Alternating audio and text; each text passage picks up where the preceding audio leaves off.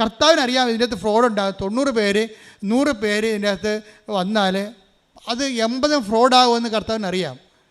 അതുകൊണ്ട് കർത്താവ് പറഞ്ഞ് ചെറിയ യാചകണമേ ഭയപ്പെടേണ്ട, പിതാവ് നിങ്ങൾക്ക് രാജ്യം കൽപ്പിച്ച് നൽകാൻ തീരുമാനിച്ചു. അല്ലാത്തവനൊക്കെ ഇവിടെ കിടന്ന് ജീവിക്കട്ടെ, പട്ടി ചാണ പോലെ ചത്തുപോവുകയും ചെയ്യും. ചെറിയ യാചകണമാണ് എപ്പോഴും കൃപയിൽ നിൽക്കുന്നത്.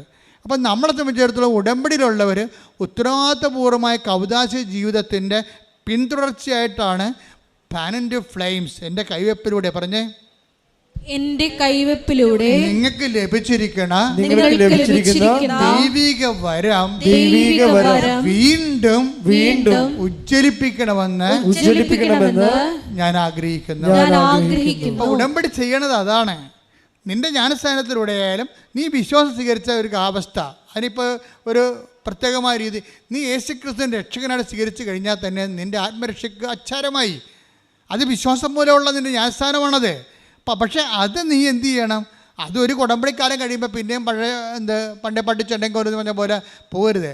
ആ കൃപയിൽ നിലനിൽക്കണം. അത് വീണ്ടും ഉജ്ജ്വലിപ്പിച്ച്, അത് പ്രോസസ്സ് ആൻഡ് പ്രക്രിയയാണത്.